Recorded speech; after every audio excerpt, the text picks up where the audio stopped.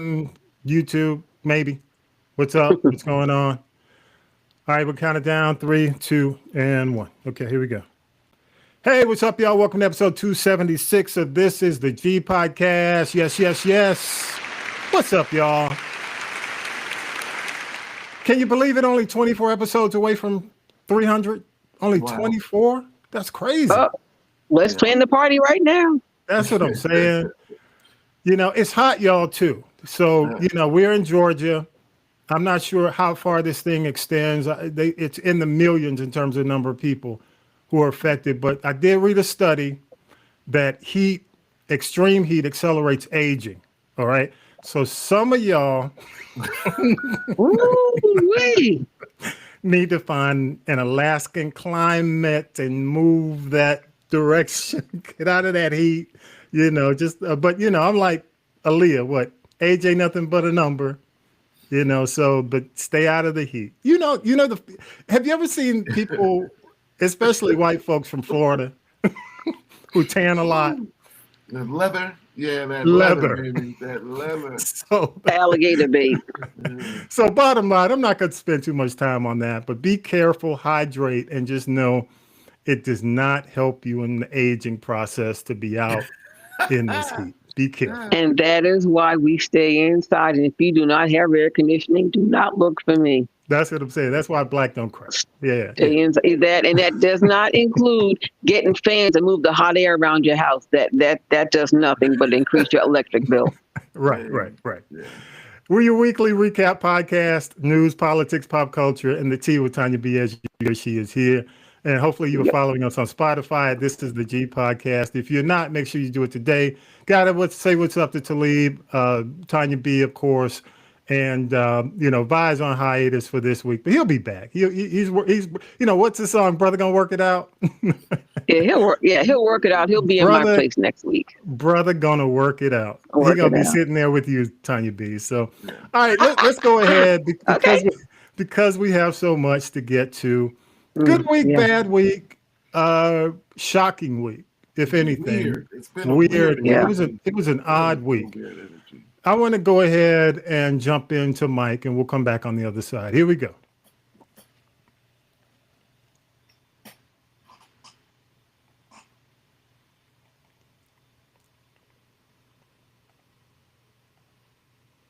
If we can play. It's time for the Week in News with Syracuse Mike. Sunday marks 6 months since President Trump took office. On that day, he threatened to block a stadium deal for Washington's NFL team unless it restores its former name, the Redskins, a term dropped in 2020 because it was offensive to Native Americans.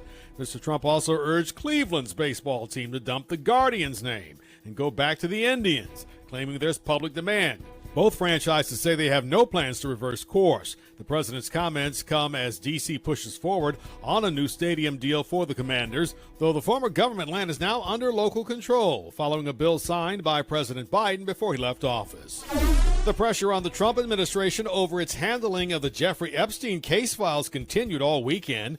Despite a Justice Department move to release grand jury testimony, critics say it's not enough. Democratic Minnesota Senator Amy Klobuchar on CNN. They promised that these documents would be out there, and now suddenly, with a whistleblower reporting that 100,000 documents were reviewed by the FBI to look for the president's name, they've suddenly pulled back and said, no, we're not releasing them. But Republicans say Democrats are just playing politics. Here's Congressman Tim Burchett of Tennessee. Where the heck have they been the last 4 years? I'm ticked off at everybody. President Trump has dismissed the controversy as a hoax by liberals and troublemakers, even as criticism grows from within his own MAGA base. A former Louisville police officer has been sentenced to nearly 3 years in prison for his role in the deadly 2020 raid on Breonna Taylor's home. Brent Hankerson fired 10 shots but didn't hit anyone. A federal judge rejected the Justice Department's recommendation of just 1 day behind bars, calling that not appropriate. Hankerson was convicted last year of civil rights violations for firing blindly into Taylor's apartment and a neighboring unit. Taylor's family attorney is Lanita Baker. Commend the judge for taking the time to listen, to push back, and to express her disappointment within the Department of Justice, because she did do that. Hankerson is the first officer to serve prison time in the case. The Trump administration has released over 240,000 pages of records related to the 1968 assassination of Dr. Martin Luther King Jr. The documents, now online via the National Archives, were made public Monday despite objections from some of King's family members. So why did the family object? In a statement, the King family said the agency's actions were more than just invasions of privacy. They were intentional assaults on the truth. While the family supports transparency, they also warn that releasing old FBI documents could be misused. They're concerned about the agency's politics several decades ago and efforts to tarnish Dr. King's legacy and the civil rights movement. Former President Obama's office issued a rare public rebuke Tuesday after President Trump accused him of treason and election rigging. Spokesman Patrick Rodenbush called the claims ridiculous and a weak attempt at distraction. Trump made the allegations while deflecting questions about Jeffrey Epstein, saying Obama had been caught, and accused him of criminal actions in the 2026 and 2020 elections.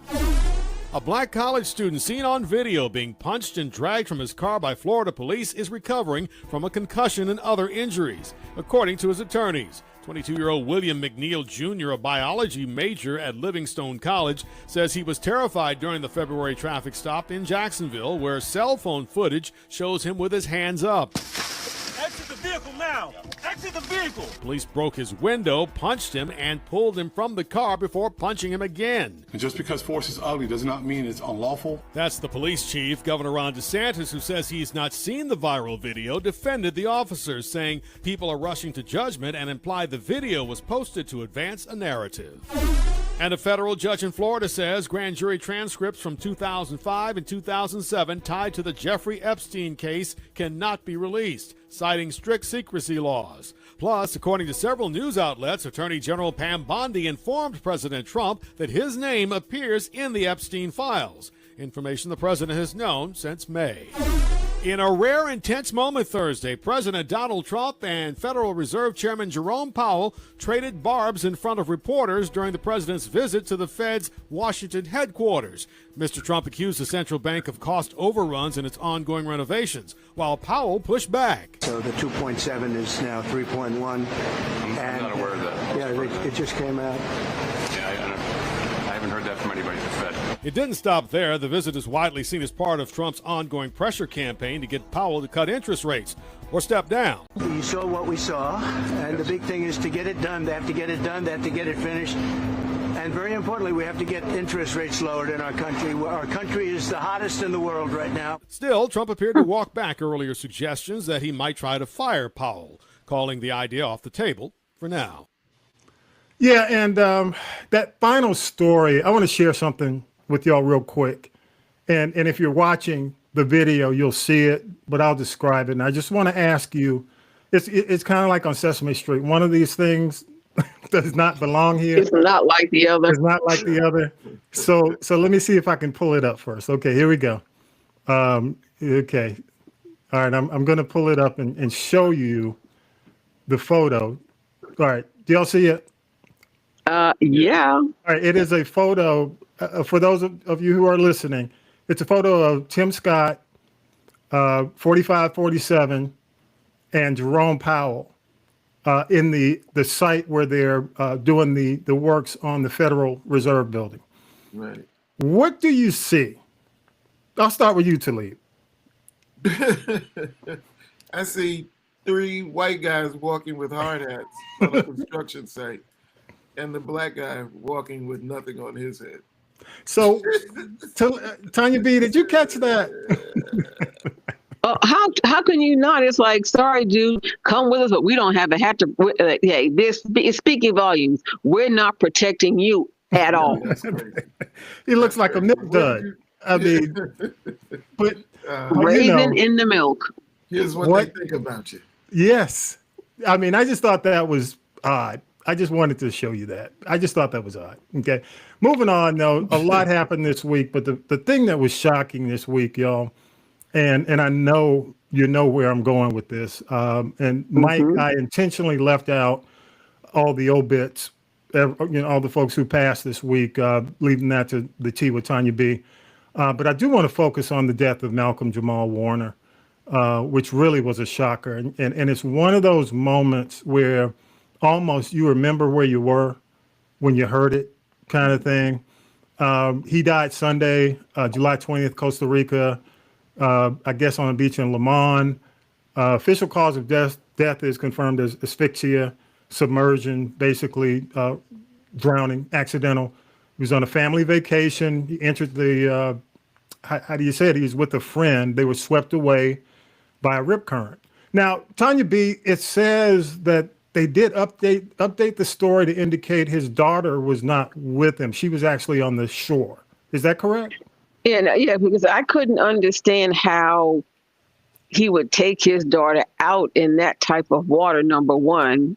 Mm-hmm. And I know we'll get to some of this stuff later on.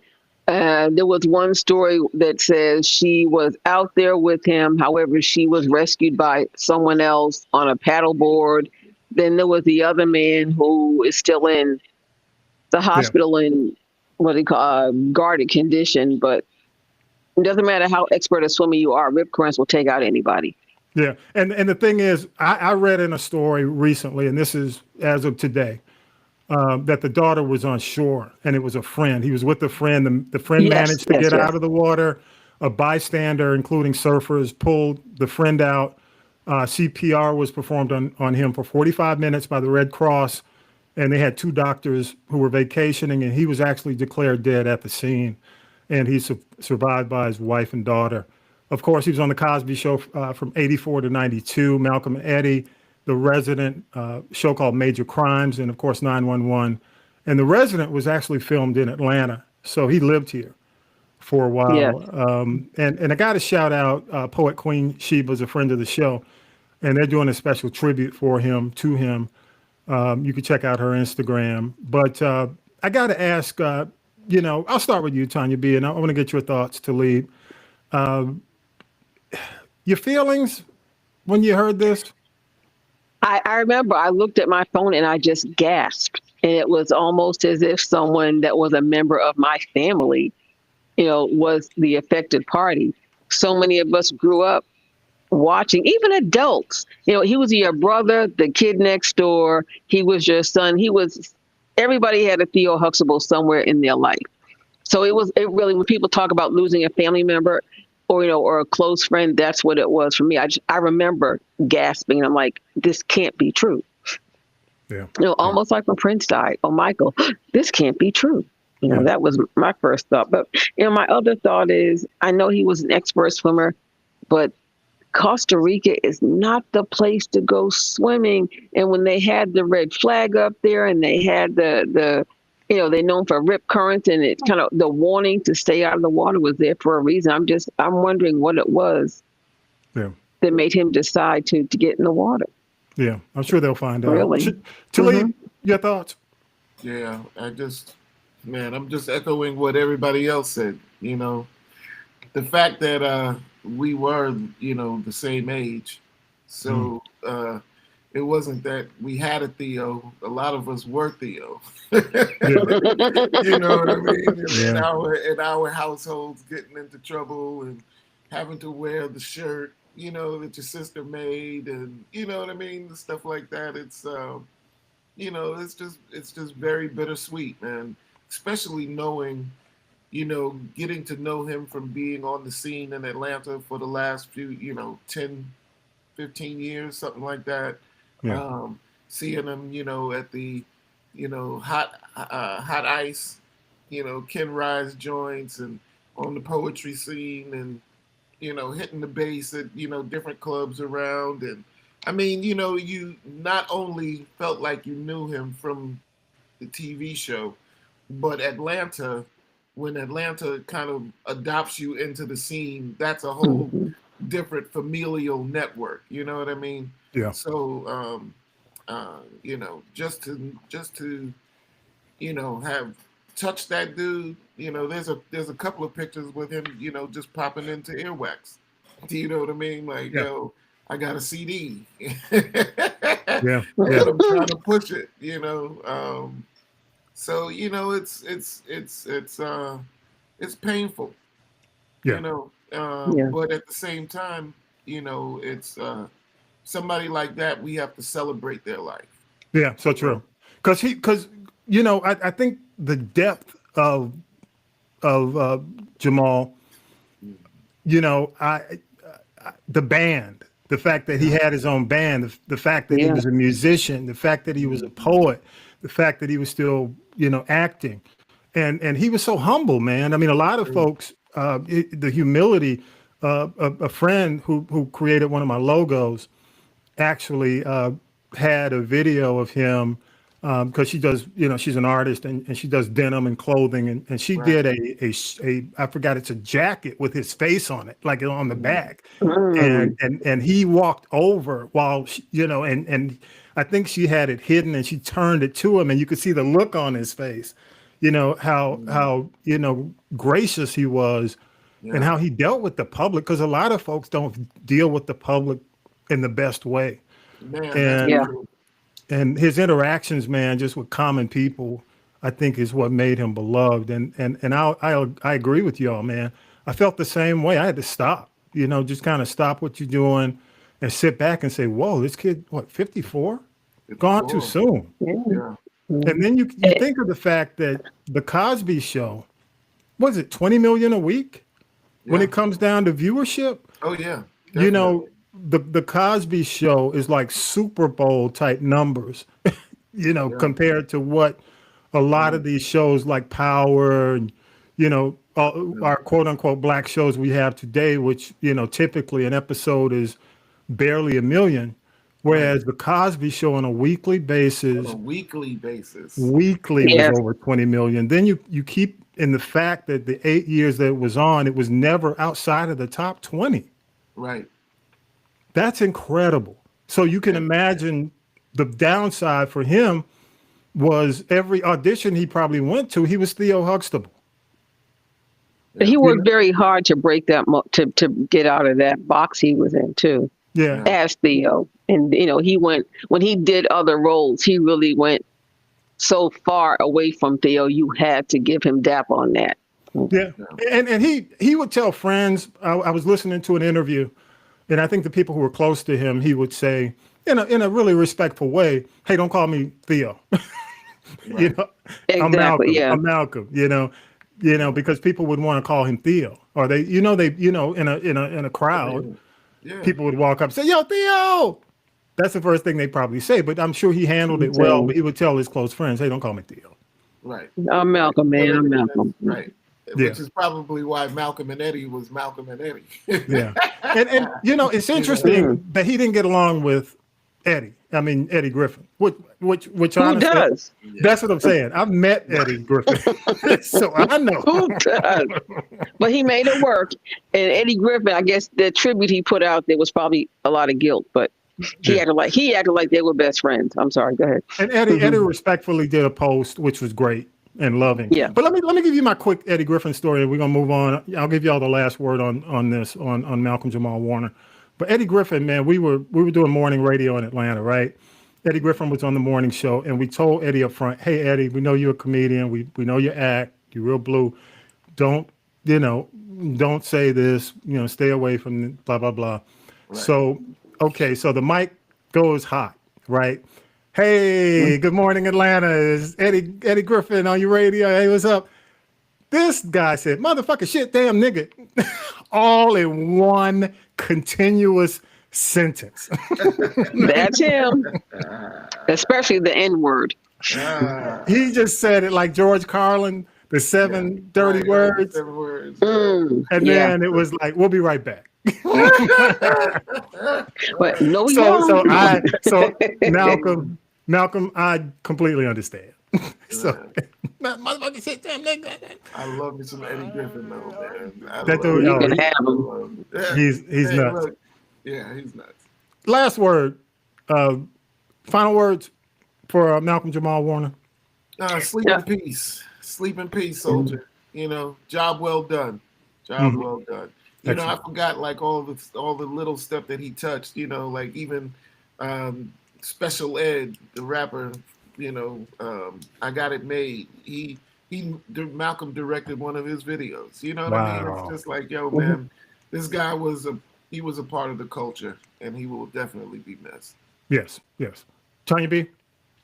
I just think he was that gift that Atlanta really didn't know that they had, because he laid low.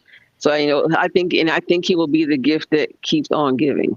Yeah, in a positive way. Absolutely. Oh, yeah. absolutely. Oh, absolutely. Oh, absolutely. Absolutely. Speaking of the gift that keeps on giving in a negative way, and Mike has already done most of the stories. So if you've heard the stories, you know what's been going on in the news, the whole Epstein thing.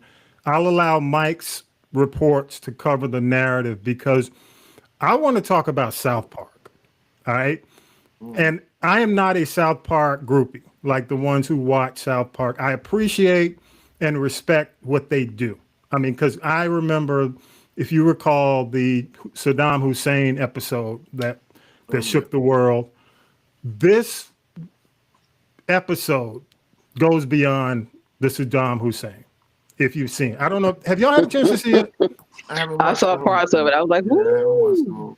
Let me tell you, prepare yourself because I have never seen a president presented in such a way. The episode, this was their 27th season, episode 1, is called Sermon on the Mount, which within itself kind of, if you know the Sermon on the Mount, that's strike one. And it's referred to, it is really one of the show's most ruthless and controversial political takedowns, focused on Trump. It is a roast, no lie. And in the episode, the city of South Park is sued by Trump. They talk about, and it's really real time that they're writing this. So I'm going to be watching South Park because they're kind of writing these episodes weekly. All right. And to reflect the news. And the city winds up having to air, along with the money that they have to give up, pro-Trump PSAs, public service announcements. And let me tell you, the pro-Trump PSA they came up with, South Park comes on at what, 10 p.m.? Yeah. Or 11 o'clock? 11 o'clock, I think. Whoa. However, it skewers CBS, 60 Minutes. It talks about the firing of Colbert. There's a return of Jesus. The White House is mad in this. And they do all this in 30 minutes. It is, I've never seen anything like this. I've never seen it. So I wanted to mention that. I love your feedback because it refers to, and I'm not going to go into detail, it refers to something that Stormy Daniels mentions in her testimony. You can guess what that is. Yeah, I was. Can you guess? I was surprised. I was surprised that they had Trump like totally nude in the bed with Satan. With Satan, you know what I mean? But did you see the PSA? I said spoiler alert, but it's been all over TikTok. But man, that scene. But I think if they go after South Park, you know what I think the defense is going to be? The same thing Hustler used. I think it might be. I mean, part of creative license. Creative license, parody. Creative license. And they're going to say. And that's just their opinion. It's a parody of the truth.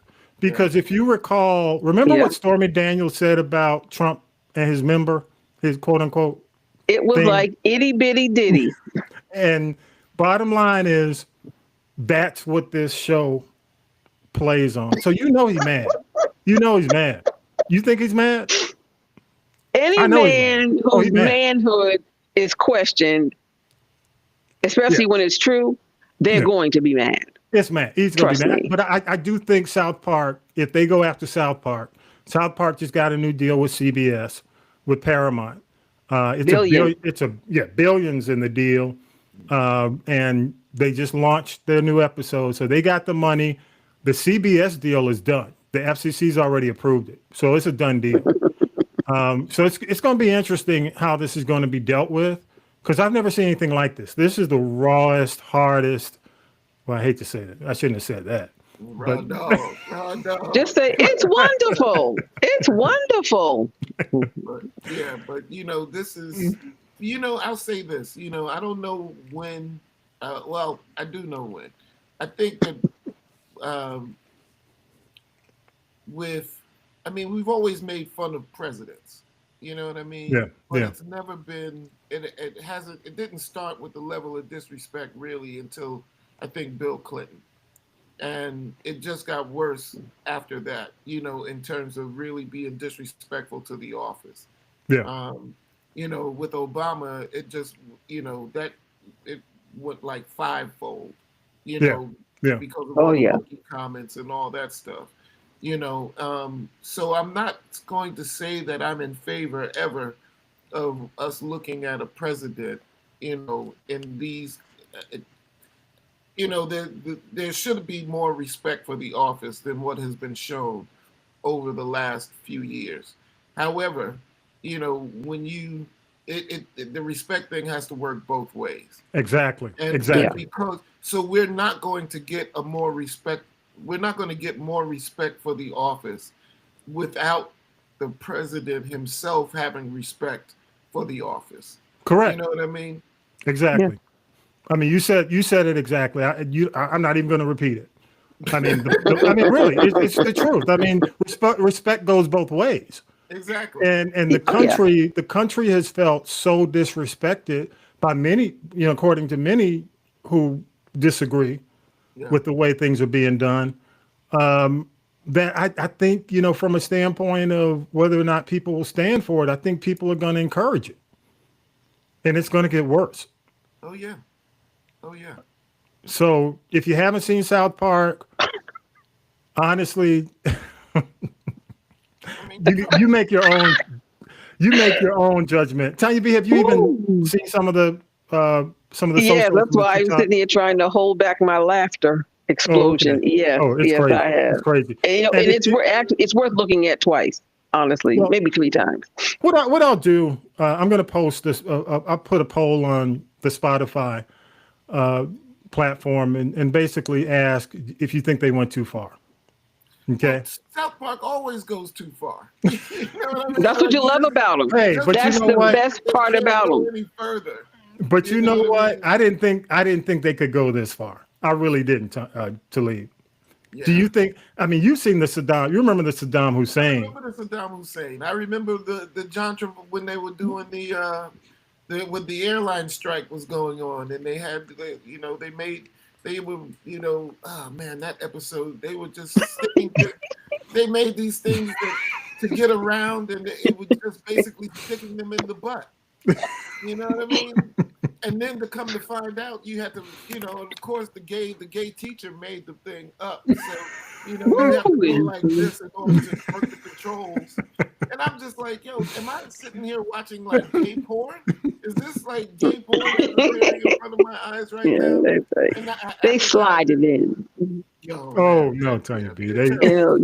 Just when you think you'd say go no further, they go. I need the drum roll. There's so many lines we've been dropping. They just kind of fits all this. But check it out. I mean, go to the poll. Basically, we're going to be asking, do you think South Park went too far? And you can also leave us your feedback, comments. Go to the link, scan the QR code, and basically just you can leave a voice message if you've had a chance to see it. That's all I got to say. I can't stop laughing. I'm sorry. I can't. All right, so hey, let's take a break. Let's get our composure as Tanya B is checking it out on right now. All right, we'll take a break. It's on Hulu too. It's on Hulu. Yeah, and we'll come back. Here we go. Hooey. All right. Hooey. Okay.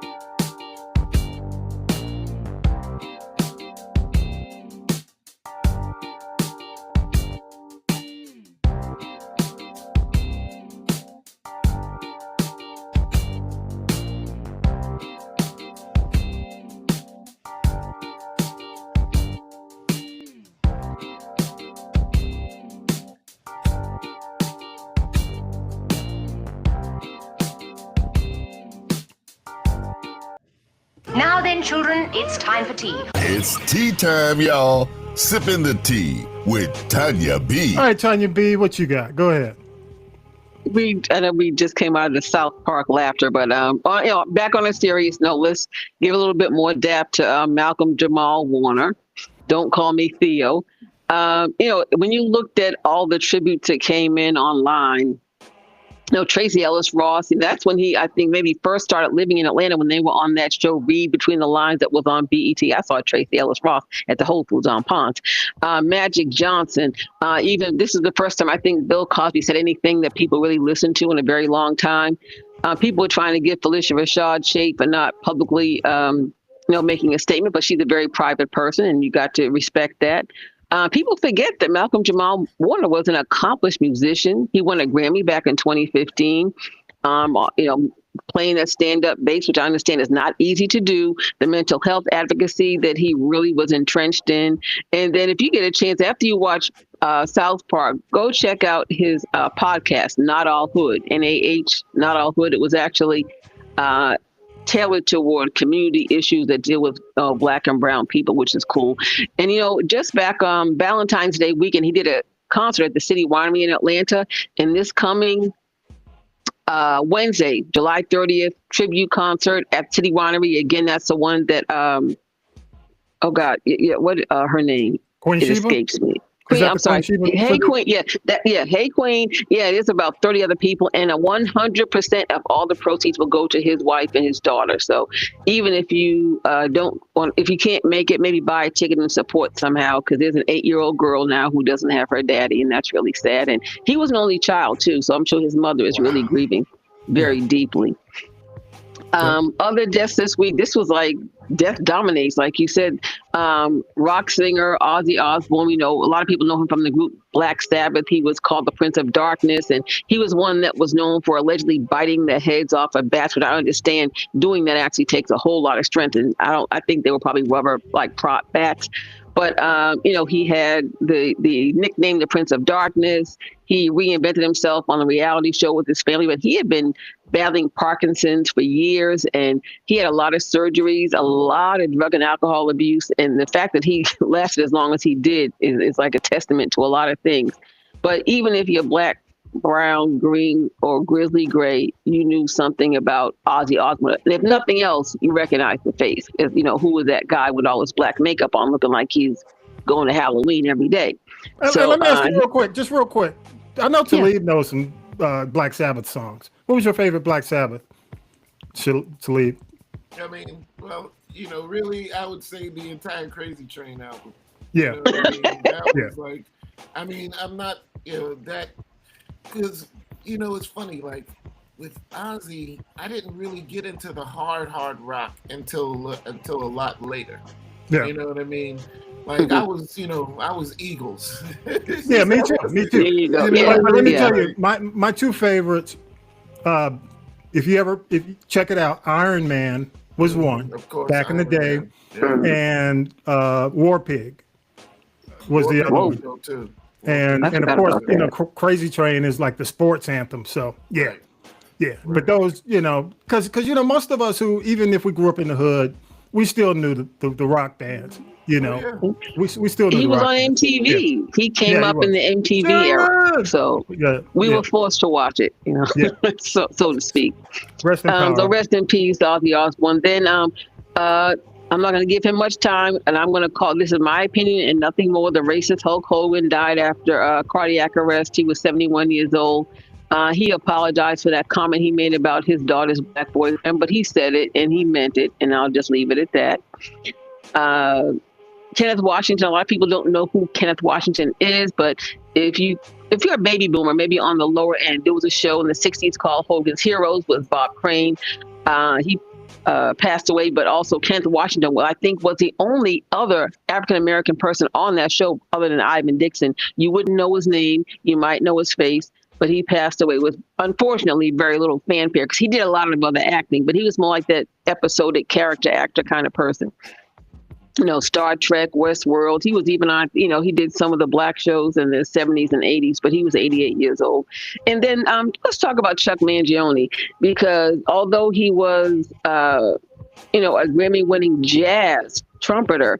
A lot of people knew him from this 1978. It's a classic called "Feel So Good," and even if you weren't, you know, in the mix when the song came out, you kind of heard it somewhere, everywhere, you know. So, and it was at that time for him to go into the top 5 with a jazz instrumental song with his trumpet. That was a big deal back then. You know why he felt it got so big?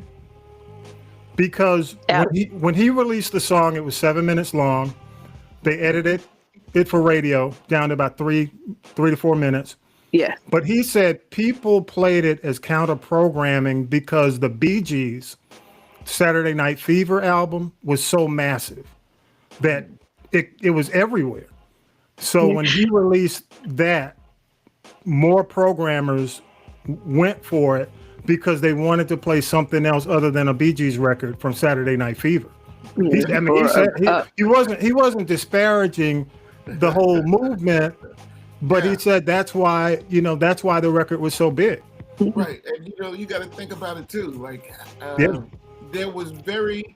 that was at a time when instrumental songs still would get played on the radio. Yeah. Where you had the Star Wars theme on the top 40. Yellow Magic Orchestra. You had the thing that's not too far after the theme from Rocky with Bill Conti gonna fly out. Everybody knew that song, and that got played everywhere as well. 100. Yep. So absolutely. Rest in power, Chuck Mangione and Tanya B. I'll make sure I have a YouTube link for those of you who aren't aware of what that song is. Right. You're going to learn today. Okay, now let's go to the crime files.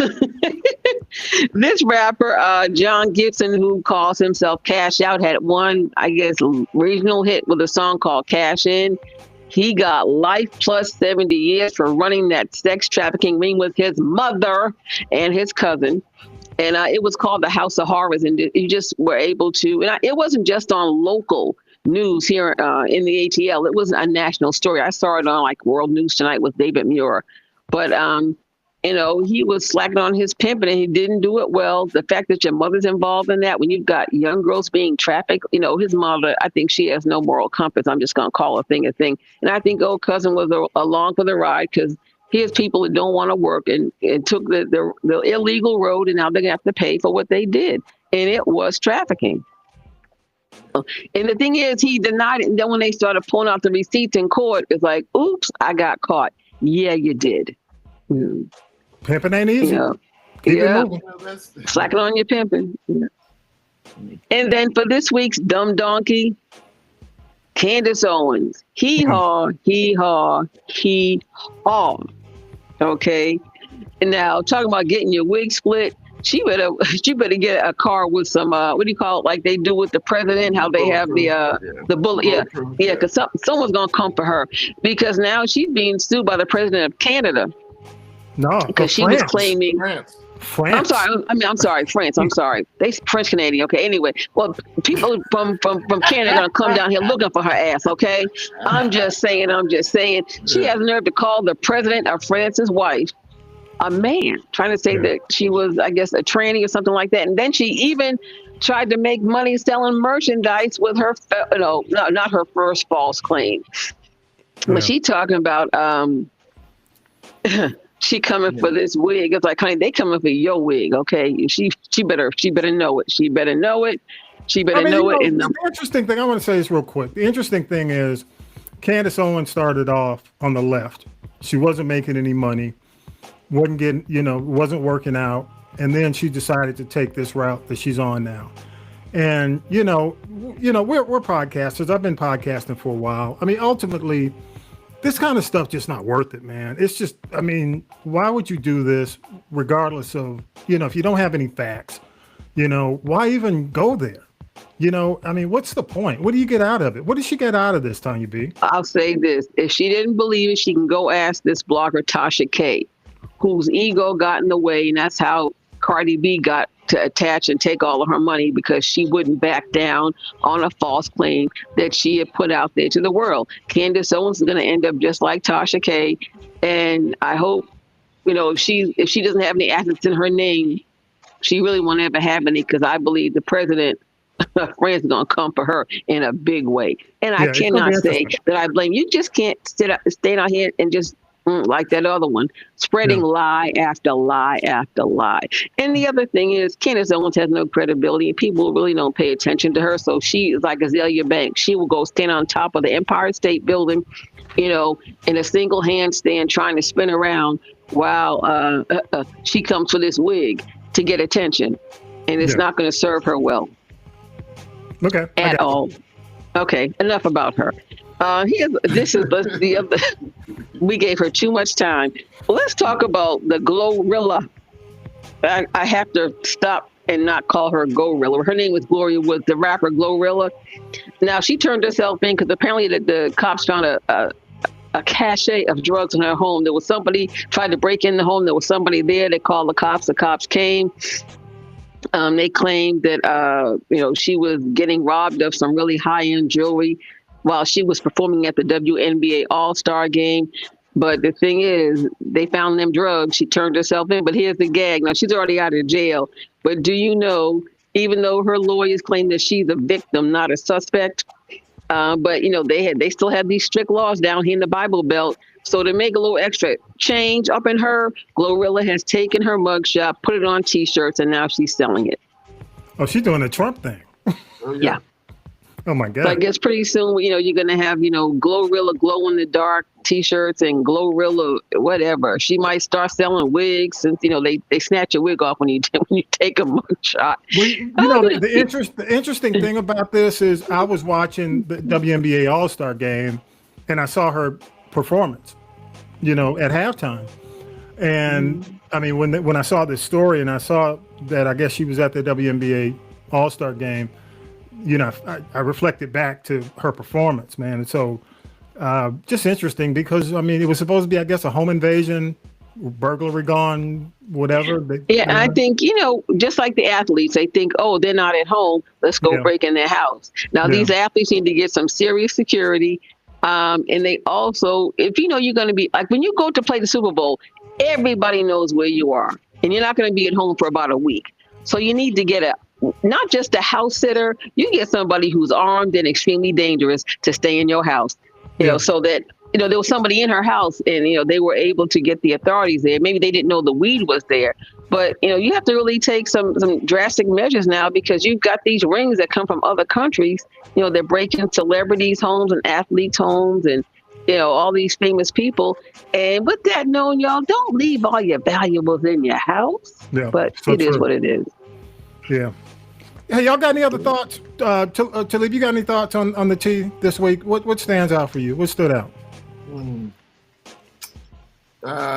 What stood out for me isn't really in the tea. What stood out for me is that, with the exception of one story that Mike did, everything else was about Trump. Yeah, and you know why? You know why, right? Yeah. Why? Okay, why do you think so? No, I mean, the more you talk about him, the more he's on your mind, the more the distractions, he's able to get away with while he's trying to dodge this Epstein, fiasco. Exactly. Yeah. Exactly. You hit the nail on the head, bro. You hit the nail on the head. And it's so much in terms of the distractions that the media is talking about it. Obama responded to the claim that he made about him, calling him a treasonous. Yeah. And he used the word sedation, which is not a word. So he went even the Jerome Powell attack. Yeah. I'm sure he's going to use the South Park thing at the beginning of the week. Oh, yeah. He's doing everything possible right now to get people away from the Epstein files, and quite frankly, looking at the polls, it doesn't look like it's working, candidly, because MAGA is still on it. Marjorie Taylor Greene is still on it. His poll numbers are down. I think I saw a number that said about 37%. And, his base is only down about 2%. But independent voters tank, So, and he's on Jerome Powell right now because he wants interest rates drop. Right. So, so basically it can, interest rates drop, it can fuel the economy. Right. But I think he pissed Powell off. When you see, the picture and you hear the story. You didn't see the way Powell looked at him? Yeah. And chastising him in front of the media about the budget. Here's a budget guy, and you're telling him about him being over budget. He just looked at him. Right. So, I don't know what to say, man. I do know my favorite line is, "Are we there yet?" And candidly enough, we're only 6 months in. But I'm asking. That's what's so crazy. It feels we're like only 4 years. It seems like only 6 years. Months. Oh, Jesus. Every day. Are we really? Look. I've never seen any one person dominate the news cycle like this before. But that's what he's known for. I mean, Velvet Frequency Radio is like helping me get through this. That's all I got to say. I know you need a diversion. Shameless plug. Right. Oh, we need some Velvet Frequency Radio, Tommy B. Say what? Please tell us. What is I'll it? tell you. Hey, I'll tell you at the end. In the meantime, it's time to wrap it up. This is the G Podcast. All right. Tony B, what's your final thoughts? You got any final thoughts? Oh, God, we need a diversion therapy is big. Anybody who's got that as a business gonna make a whole lot of money. Because if anything, we need some more dollars for mental, like advocating mental health, like Malcolm Jamal Warner did. It's to the point where I don't even watch local news anymore. I watch news in other cities, and I don't really watch the first 10 minutes because it's either murder, mayhem, death, and him. So I go in about quarter after the hour and watch the rest. And it's really weird that they hold the feel-good stories until the end of the news after they traumatize you for the first 28 minutes. But it is what it is. They've always done, if it bleeds, it leads. They're going to do that. Especially in the ATL. All right, what you got? What you got? I got one more thing. Okay, one more thing. Go ahead. Well, I got to do a birthday shout out to my mother. Yes. She turns 94 on Saturday. Mama's still here. Yeah, she has outlived everybody else in her family. So shout out, happy birthday to them. I'll always love my mama. Happy birthday, Mama. And my family. Yeah. Yes. Laid a couple Lady Bird back in the day. Lady Bird. Yeah. Yes. All right. I'm done. I can't take it no more. Can't take it no more. What you got, Talib? Can't take it no more. I think I want to say what's up to all the good people at the registrar's office at Alabama State University this week. Ooh. Why is that? Yeah. Because they took a check? Well, they will be, but at the same time, just make sure, come on, y'all, get it right. That's all. Just get it right. Oh, right. no, you're not struggling. You're not struggling with that. Hey, man, it's always a struggle on the HBCUs, man. No, they need to get it right. They need to go back. I don't know if they need to go back to the card scenario. But wow, Talib, you're a tech guy. I mean, it's crazy, man, because I hear, and I'm not pointing directly at this particular situation, but a lot of these schools, man, don't have updated systems. They don't. Do not. That's unfortunate. They've been using the same system for a long time, man, and you can't be on Windows Vista trying to. No, Word Perfect. Right. Try to type in Word Perfect. Word Perfect and a handwritten paper receipt without the carbon. Yes. Windows 11. Okay. I'm just saying. I hope they get it right. Much respect. They will. Right. Well, you got anything else, man? I'm just teasing. No, man. That's about it. Yeah. Well, cool. I gotta say, quick shout out, man, to my peeps who are checking out Velvet Frequency Radio, man. Definitely, I'm having a good time. I was telling Tanya B. And I think I mentioned it when you were on here, Talib, man. It really and truly has been a labor of love. We're close to 1,000 titles on it, and really rediscovering a whole lot of music and really going back and taking a look and looking at some of the stuff that doesn't get recognized anymore. But it was like a big, like As Yet last night. You remember that record? Oh yeah.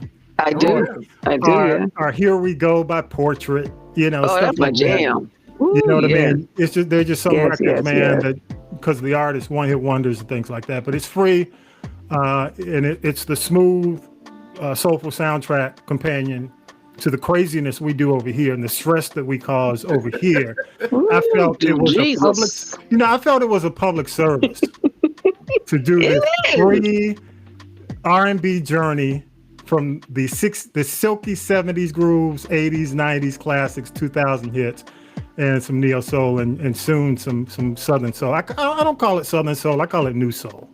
Yeah, no, it's really old soul. It's nothing. It's not new. They're new records. I mean, but they're right. But it's new to the masses. But these artists have been around for years. The titles are new. Oh yeah, the titles are new. But these folks have been around for years. Yeah, I gotta tell you, Tommy but it's still, I know there's neo soul. That's a whole different genre. It's kind of like I call it like new classics.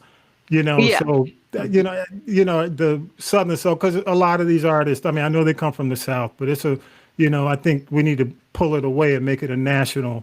It's new blues. To me, it's new blues. It is new blues. That's what it is. Yeah, new blues. Yeah, absolutely. But it's on. Saturdays and Sundays we heat it up a little bit. And we also do Club Velvet Frequency. If you want to check it out, we turn up the heat from 10 p to 2A. You can download the free app. And you can search Velvet Frequency Radio, hit play, and make sure you make it your favorite. On Sundays at 6 also, if you want to stream the audio version of our podcast and you don't use any other platform, you can actually stream this show on there as well. I got to say something, man. I want to say thanks to all the friends and fam who I text every week with this show. And I got to, give y'all an applause for not rejecting my text. But you know what, Tommy B? Let me tell you. Nobody has said, "Hey, man, could you take me off your text list?" Oh, you sent me a text last Saturday night. Maybe I will now. But go ahead. No, you sent me a text last Saturday night, and I turned in to was it Club Velvet or Velvet Club? Velvet. And I was like, "What?" Yeah, that. But it was Bill Black was on. Shout out to Bill Black. And I'm telling you, it made me want to get up and clean my house. So I'm good. It's good. really, I mean, I just put in Mother's Finest, Love Changes, Woo. so not the new, not the redone, remade, but the original. The Kashif, no, you went to the real one, the original, the real one. So, but I gotta say thank you again to those folks who accept my text. And let me say, I'm a graduate of Grove Park Elementary School. One of my good friends is on the text chain.